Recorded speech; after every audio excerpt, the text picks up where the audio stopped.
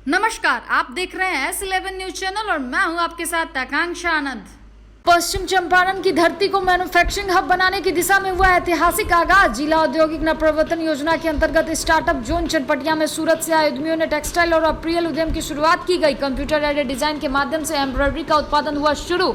Imported मशीनें सूरत से बेतिया लाई गई। जल्द ही फुटवेयर, सैनिटरी नैपकिन, एम्ब्रॉयडरी आदि के क्षेत्र में प्रोडक्शन होगा शुरू। पश्चिम चंपारण के लिए बेहद ही गौरव और सुखद पल, वर्तमान और आने वाली पीढ़ियों को मिलेगा बेहतर भविष्य, कहा जिलाधिकारी कुंदन कुमार। साथ ही उन्होंने यह भी कहा कि लॉकडाउन के दौरान इतने कम समय में हम सभी के समन्वित प्रयास से आज यह सुखद दिन आया है। जल्द ही फुटवेयर, सैनिटरी नैपकिन, एम्ब्रॉयडरी आदि के क्षेत्र में प्रोडक्शन शुरू होगा। जिला औद्योगिक नवप्रवर्तन योजना से संबंधित अधिकारियों को संबोधित कर रहे थे। इस अवसर पर सहायक समाहर्ता श्री कुमार अनुराग, उप विकास आयुक्त श्री रविंद्रनाथ प्रसाद सिंह, OSD श्री वैद्यनाथ प्रसाद सहित अन्य अधिकारी उपस्थित रहे।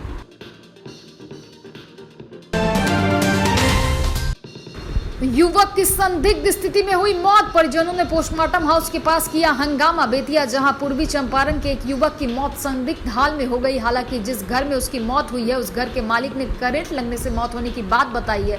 वहीं इस मामले को संदिग्ध मानते हुए युवक के परिजनों ने पोस्टमार्टम हाउस में पहुंचकर हंगामा किया, लेकिन स्थानीय लोग और पुलिस के समझाने बुझाने पर लोग शांत हो गए। युवक की पहचान कुलभूषण प्रसाद के रूप में की गई है, जो पहले पूर्वी चंपारण के हरसिद्धि थाना क्षेत्र का रहने वाला था और बेतिया के मुफस्सिल थाना क्षेत्र स्थित बसंत विहार कॉलोनी में अपने एक परिचित से मिलने कल आया था और सुबह में वह बिजली की चपेट में आ गया, जिससे उसकी मौत हो गई। घर वाले उसे लेकर अस्पताल पहुंचे, जहां चिकित्सकों ने उसे मृत घोषित कर दिया। इधर युवक के पोस्टमार्टम की प्रक्रिया शुरू की जा चुकी थी, तभी पूर्वी चंपारण से युवक के परिजन यहां पहुंचे और बगैर परिजनों के आए पोस्टमार्टम किए जाने को लेकर आपत्ति जताने लगे और हंगामा करने लगे। लेकिन मौके पर मौजूद पुलिस ने लोगों को समझा बुझाकर शांत कराया। परिजन मौत को संदिग्ध मानकर पूरे मामले की जांच कराने की मांग कर रहे थे। बता दें कि युवक कुलभूषण मुफस्सिल थाना क्षेत्र के बसंत विहार कॉलोनी में रहने वाले अब्दुल कादिर से मिलने आया था, क्योंकि कुलभूषण पहले अब्दुल कादिर के साथ ही जम्मू कश्मीर में वर्षों तक काम करता था। कल मिलने आया और रात हो जाने के कारण वह अब्दुल कादिर के यहाँ ही रुक गया था और सुबह में उसकी करंट लगने से मौत हो गई, जिसके कारण परिजन इसे संदिग्ध मौत मान रहे हैं।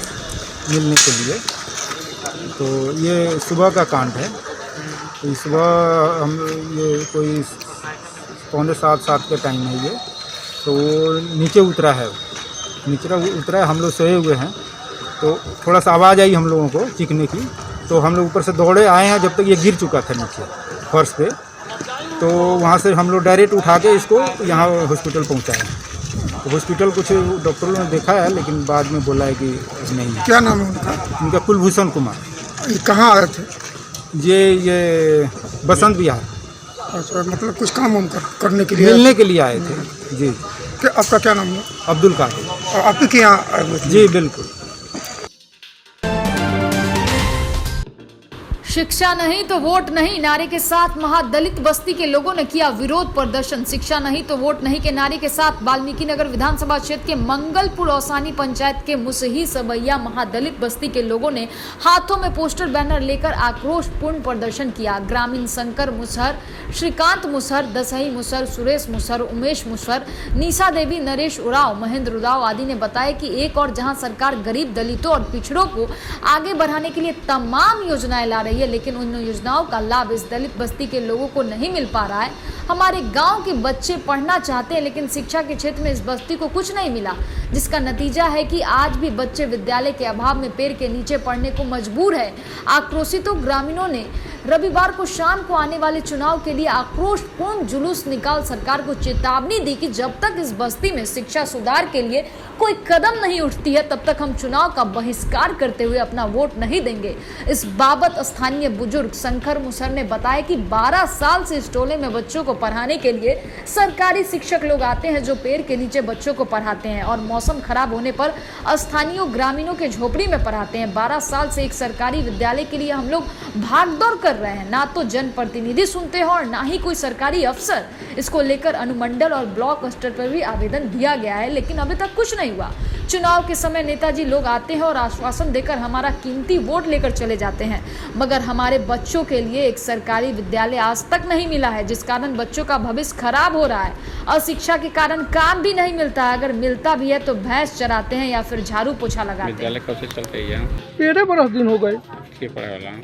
किशोर सर बने एक जना किशोर राम गोपीश झाँझ नेता लोग लगे कि नेता वाला कि नहीं जा, बहुत नेता आयल लो, विधायक लोग आयल लो, रिंकू बाबू आयल नहीं जा, कोई भी राइड नहीं जा। रिंकू बाबू तो अरे इलेक्शन के बेरा आई नहीं, ओकरा बाद तो फिर उनका भुला गई, बतिये भुला गई, सब यहाँ गाँव में भुला जाता। हमने के परेशानी बा, हमने की सोच लेल बन जा कि अब की अगर स्कूल ना बनी तो हमने के वोट गाँव के ना दे जा।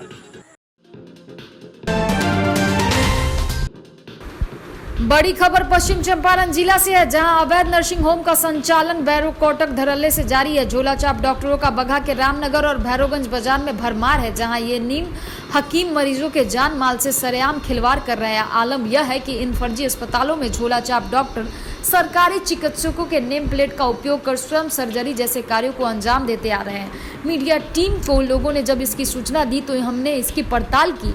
तस्वीरों में आप देख सकते हैं कि कैसे संचालक और झोलाछाप खबर नहीं बनाने की मिन्नतें कर रहा है और सरकारी चिकित्सकों के नाम का हवाला दे रहा है। पूछे जाने पर खुद की डिग्री और रजिस्ट्रेशन तक से बड़ी बेबाकी से इनकार कर रहा है।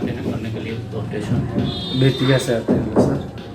कौन कौन डॉक्टर आते हैं? कमरजामा सर आते हैं और वो अपना टीम लेकर आते हैं। वो तो पीएचसी प्रभारी भी है ना, चिकित्सा पदाधिकारी। तो आते हैं, ऑपरेशन आप लोग करते हैं? नहीं, वो ही करते हैं। उसके बाद वो काम वाम करके मरीज वरीज देख लेते हैं, चले जाते हैं। फिर जब समय मिलता है वहाँ से तो आते हैं, तो मरीज वरीज देखते हैं, तब तक हम लोग देखते हैं। अच्छा, मैंने ऑपरेशन वाले मरीज की देख रेख आप करते हैं? हाँ। ये आपका नर्सिंग होम है? नहीं, कमरजामा सर का है। नहीं, मतलब बनाया हुआ आपका है ना? नहीं, तो भाड़ा पर है, बनाया हुआ मेरा थोड़ा। मैनेजमेंट आप ही देखते हैं? हाँ, मैनेजमेंट जो है हम ही करते हैं। तो आपकी क्या डिग्री है? हम तो ओटी असिस्टेंट है सर। अच्छा, ये इसका रजिस्ट्रेशन आप लोग क्यों नहीं? अब सर तो अभी तो रजिस्ट्रेशन नंबर हो नहीं रहा है। ये तो अवैध है ना? अवैध फर्जी मतलब चलिए रहा है ना ये नर्सिंग होम। लोगों की जान से आप लोग खिलवाड़ कर रहे हैं, पैसे भी उगाही कर रहे हैं। नटवर लाल। बताया जा रहा है कि बगहा के रामनगर, भैरवगंज, लौरिया सहित कई ऐसे जगह है जहां एक ही सरकारी चिकित्सक के नेम प्लेट कई निजी नर्सिंग होम की शोभा बढ़ाते आपको सहज दिख जाएंगे। हाल में बीते महीने झोलाछाप चिकित्सकों द्वारा सर्जरी कर प्रसव कराने के मामला में रामनगर और लौरिया में जच्चा बच्चा दोनों की मौत होने की खबर भी आई थी। इसके बावजूद स्वास्थ्य विभाग और प्रशासन मामले पर चुप्पी साधे हुए है। वहीं जब संवाददाता ने इस मामले की जानकारी बगहा के नवागत एसडीएम शेखर आनंद को दी तो उन्होंने जांच पर कार्रवाई करने की बात जरूर कही है। मामले में स्वास्थ्य विभाग और प्रशासन से कुछ सवाल कर रहा है।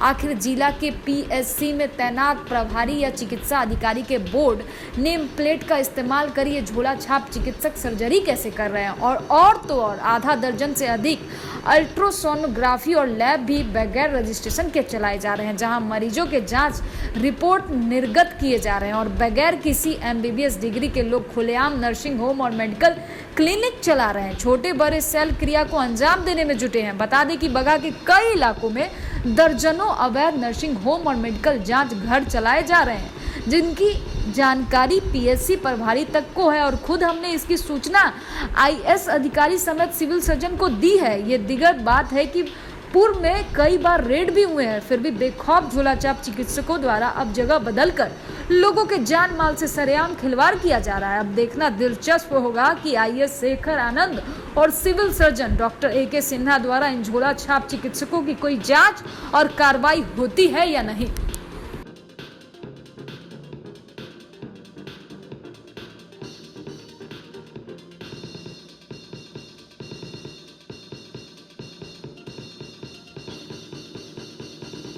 कुछ हैपिंग करते हैं? कुछ नहीं होता है, सीजर उजर कुछ नहीं होता है। आरबी दुबे आते हैं, अपना 2 घंटा 4 घंटा काम करते हैं, चले जाते हैं। कब आते हैं? हाँ, कब आते हैं? डेली आते हैं।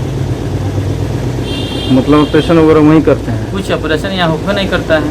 हम लोगों को तो मतलब सूचना मिली है? नहीं, गलत सूचना है। क्लिनिक ओटी सब कुछ दिख रहा है? कुछ नहीं है यहाँ। चिवटाहा में भी आप करते थे? कुछ नहीं हुआ, कुछ नहीं होता था। चिवटाहा में आपके यहाँ प्रशासनिक रेड भी हुआ? चिवटाहा का बात खत्म कीजिए ना, यहाँ हम 4 साल से हैं, यहाँ का बात कीजिए। मेरा दवा का दुकान है, उनका असिस्टेंट है, हम कंपाउंडर हैं, मेरे यहाँ के आगे काम करते हैं वो। उनका मोबाइल नंबर सब है, उनसे बात कीजिए आप। कहाँ के हैं ये? बेतिया के हैं। अभी अब मरीज जो बैरिया भर्ती किए हुए हैं बता रही है हाँ? मरीज की उसका पानी वगैरह चढ़ा है सलाइन किसको? हुआ है जो मरीज भर्ती है लोग हाँ किस डिग्री पे मतलब उन लोगों का दवा इलाज है? आए हैं, दवा लिखे हैं, दवा लिख के चले गए हैं। करता कोई और है, डॉक्टर का सिर्फ नाम रहता है। अभी जिस विषय की ओर आप हमारा ध्यान ले जा रहे हैं, अभी हमारे कार्यालय में इस तरह की कोई सूचना प्राप्त नहीं हुई है, तो चूँकि आपने हमारा ध्यान इस ओर आकर्षित किया तो हम इसमें जांच करवाते हैं अपने स्तर से, फिर जो उचित कार्रवाई होगा हम लोग करेंगे। मांगों के समर्थन में किसान यूनियन के बैनर तले प्लांट में तालाबंदी और प्रदर्शन, सड़क पर आगजनी। मांगों के समर्थन में किसान यूनियन के बैनर तले आंदोलनकारियों ने शुगर इंडस्ट्रीज के डिस्टिलरी प्लांट में तालाबंदी कर उग्र आंदोलन किया। वहीं हाई स्कूल चौक पर यातायात ठप कर आवाजाही बंद की। मझौलिया प्लांट को बंद करने और प्रबंधन के खिलाफ नारे लगाए, टायर जलाकर आगजनी की। आंदोलनकारियों ने कोरोना काल में प्रशासन की उपस्थिति में सोशल डिस्टेंसिंग की धज्जियां उड़ाई। इस दौरान पुलिस छावनी में तब्दील रहा मझौलिया। घटना की सूचना पर SDM Vidyanath Paswan, DSP Mukul Parimal Pandey, inspector Rana Ranvijay Kumar, पूर्व थाना अध्यक्ष कृष्ण मुरारी गुप्ता समेत भारी संख्या में पुलिस बल मौजूद रहे। समाचार प्रेषण तक प्रशासन से आंदोलनकारियों की वार्ता जारी है।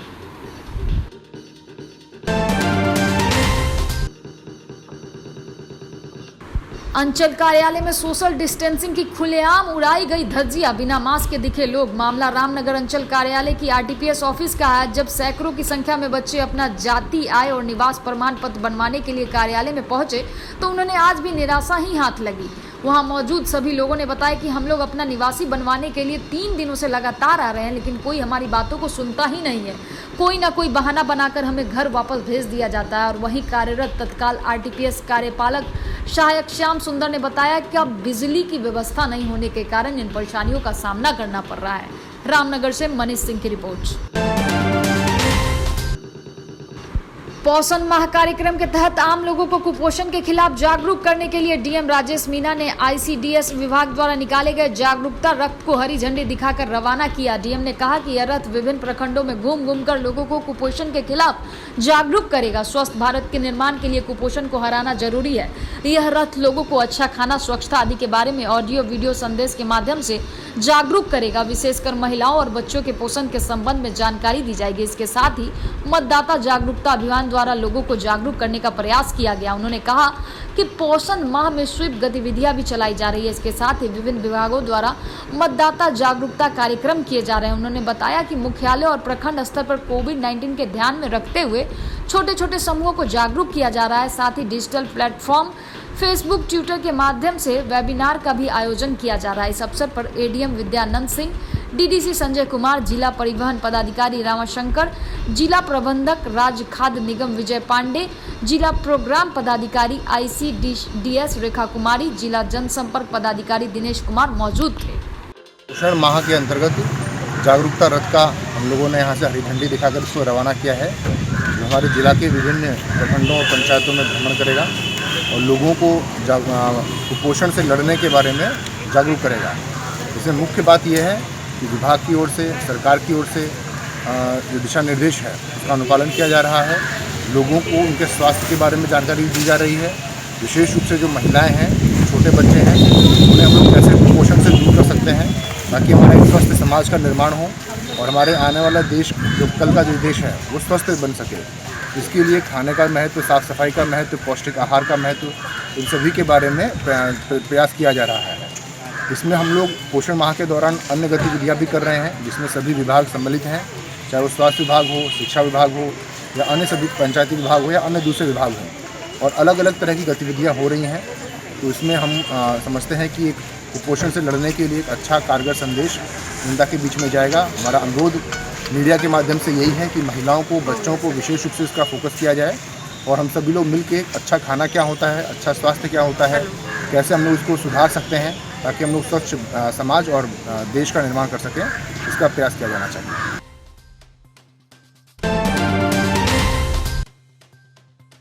चुनावी घोषणा होते ही जनसंपर्क में जुटे बीएसपी पार्टी के भावी प्रत्याशी दिलीप कुमार राणा दर्जनों गांव का किया दौरा। चुनावी घोषणा होते ही अपनी जमीन तलाशने में राजनीतिक पार्टियां जुट गई है। राजनीतिक गलियारों में चुनावी सरगर्मियां बढ़ गई है। इसी कड़ी में बहुजन समाज पार्टी नेता और वाल्मीकि नगर विधानसभा क्षेत्र से भावी प्रत्याशी दिलीप कुमार राणा मंगलवार को मधुबनी और भिथा प्रखंड के दर्जनों गांव का परिभ्रमण कर लोगों से जनसंपर्क किया। साथ ही क्षेत्रीय विकास का हवाला देकर बहुजन समाज पार्टी के पक्ष में मतदान करने का अपील किया। एक सवाल के जवाब में श्री राणा ने बताया कि प्रशासनिक दिशा निर्देश का बखूबी अनुपालन करते हुए अभी 2 गाड़ियों से मात्र 6 साथियों के साथ जनसंपर्क अभियान चलाया जा रहा है। नेता श्री राणा के साथ पार्टी के बगहा पुलिस जिला अध्यक्ष तुलसी रंजन मौर्य के अलावे सुरेंद्र गौर, राजकिशोर राम समेत अन्य नेता भी मौजूद रहे। अभी सर आप चुनावी क्षेत्र भ्रमण में निकले हुए हैं जी, तो कहाँ कहाँ आपने दौरा किया और उसके संदर्भ में थोड़ा सा बताइए चुनावी। सर मैं इस दिलीप कुमार राणा वाल्मीकि विधानसभा से बहुजन प्रत्याशी के रूप में वाल्मीकि विधानसभा के मधुबनी प्रखंड, ठकराहा, भितहा, पिपरासी और बगहा 2 के 20 पंचायतों का भ्रमण किया है। जनता से हमने आशीर्वाद मांगा है कि जैसे सभी पार्टी के सभी लोगों को आपने मौका दिया, उसी तरह मुझे भी एक गरीब का बेटा होने के नाते, एक दलित का बेटा होने के नाते, एक आदिवासी का बेटा होने के नाते आप लोग हमको भी वाल्मीकि नगर विधानसभा में अपने सेवा का मौका दें और मैं इस विधानसभा का चौमुखी विकास में अपना योगदान करूं और आप लोगों का आशीर्वाद प्राप्त करूं। जय भीम, जय भारत। आधार सेंटर पर शुल्क से अधिक पैसे लिए जाने को लेकर हंगामा। आधार कार्ड सेंटर पर चल रहा है पैसों का खेल। गरीब जनता की मजबूरी का फायदा उठा रहे आधार संचालक। आधार कार्ड में लिए जा रहे हैं 300 से 500 रुपए प्रति व्यक्ति। मामला नरकटियागंज के BSNL एक्सचेंज में चल रहे आधार कार्ड सेंटर का है, जहां आधार कार्ड बनवाने पहुंचे गरीब जनता से आधार संचालकों द्वारा पैसों की उगाही की जा रही है। इसी कड़ी में मंगलवार को पैसे लिए जाने को लेकर भी हंगामा हुआ। आधार फॉर्म के 10 रुपए और आधार बनवाने के 300 से 500 रुपए की मांग पे हंगामा हुआ। पैसे लिए जाने को लेकर कई बार BSNL आधार सेंटर में हंगामा हो चुका है। आधार कार्ड का आवेदन करा चुके एक आवेदक ने बताया कि आधार कार्ड बनवाने पहुंचे और आधार कार्ड की अप्लाई की, जिसमें 2 व्यक्तियों के आधार का 500 रुपया लिया गया। BSNL के SDO और आधार कार्ड के नोडल पदाधिकारी कुमार सत्यम ने बताया कि आधार कार्ड में कोई पैसे नहीं लिए जा रहे हैं। आज जिन लोगों ने हंगामा किया उनका काम ही है हंगामा करना। अगर किसी के द्वारा पैसे लिए जाते हैं तो मुझे लिखित शिकायत करे।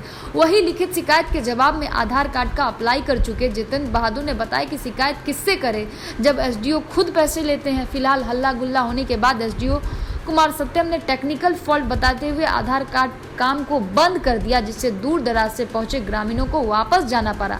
लेकिन आधार कार्ड पे पैसे की चर्चा काफी दिनों से बनी है और आए दिनों पैसों को लेकर हंगामा होता है। आधार कार्ड बनवाने 5 सितंबर को अपने और अपने परिवार का गए थे, तो वहाँ पर हमसे 500 रुपया 2 आदमी का बनाने का लिया गया। कहाँ पर गए थे? ये BSNL ऑफिस में गए थे और SDO साहब पैसा थे। तो SDO साहब तो कह रहे हैं कि अगर कोई पैसा लेता है तो हमारे पास लिखित शिकायत करें। नहीं, पैसा SDO साहब दिए थे और उनका खानदान का भी हम देते तो बहुत ज़्यादा पैसा है, लेकिन आप लोग 2 आदमी हैं तो 500 रुपया ठीक है। कोई रसीद वगैरह? कोई रसीद नहीं किया गया। क्या नाम है आपका? जितेंद्र बहादुर। बात होती जिसमें पैसे के लेन देन के बारे में बात नहीं, ऐसी झड़प की कोई हमको तो ये जानकारी नहीं है। अगर ऐसी कोई झड़प होती तो हमारे पास कोई लिखित कंप्लेन आया रहता है। ऐसी कोई झड़प। क्या नाम है आपका? जी, मेरा नाम कुमार सत्यम जी, मैं BSNL SDO हूँ और एज ए आधार का नोडल ऑफिसर इंचार्ज भी हूँ पूरे जिला। पिपरिया पंचायत में विभिन्न बूथों का वीडियो और थाना अध्यक्ष ने किया निरीक्षण। कोरोना संक्रमण के दौरान में भी सुरक्षित और पारदर्शी पूर्वक शांतिपूर्ण माहौल में विधानसभा चुनाव संपन्न हो सके, इसके लिए योगापट्टी प्रखंड विकास पदाधिकारी संजीव कुमार और नवलपुर थाना अध्यक्ष राम किशोर यादव संयुक्त रूप से अपने लाव लश्कर के साथ बुधवार को पिपरिया पंचायत स्थित तमाम बूथों का निरीक्षण किया। बूथों पर मूलभूत सुविधाओं का गहन मुआवना किया। इस दौरान जिन बूथों पर कुछ कमियां दिखाई दी उसे अविलंब दुरुस्त करने का संबंधित कर्मियों को निर्देशित किया। 2 दिनों से नेपाल के तराई क्षेत्रों और पश्चिम चंपारण जिला में हो रही लगातार बारिश से एक बार फिर जिले के गंडक, हड़बोड़ा, पंडई सहित सभी नदियों का जल स्तर बढ़ने लगा। वहीं वाल्मीकि गंडक बैराज से आज पानी के बढ़ते दबाव के कारण कुल 1,75,000 क्यूसेक पानी गंडक नदी में छोड़ा गया है, जिससे इसका जल स्तर बढ़ने लगा है। वहीं गंडक नदी के किनारे स्थित टकराहा, धना, पिपरासी, गोनाहा, योगापट्टी के करीब 1 दर्जन गाँव के लोग एक बार फिर दहशत में है। वहीं गंडक व जिले के अन्य नदियों के बढ़ते जल स्तर के मद्देनजर सभी इंजीनियरों को सतर्क रहने की हिदायत दी गई है। लाल वारंटी गिरफ्तार, भेजा गया जेल। बगहा पुलिस जिला स्थित बथवरिया थाना की पुलिस ने गुप्त सूचना के आधार पर छापेमारी कर एक फरार चल रहा लाल वारंटी को गिरफ्तार किया है।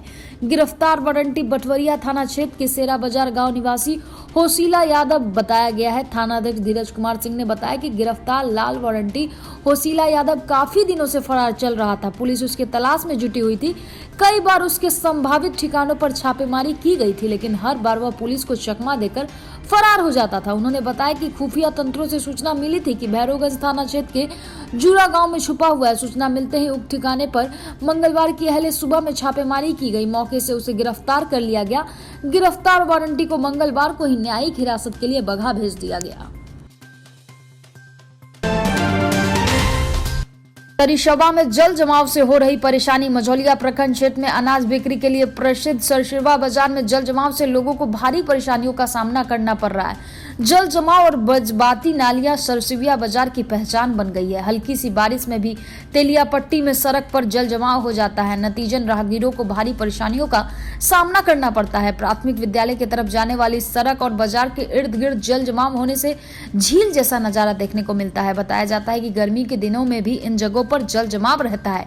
नालियों की स्थिति बद से बदतर हो गई है।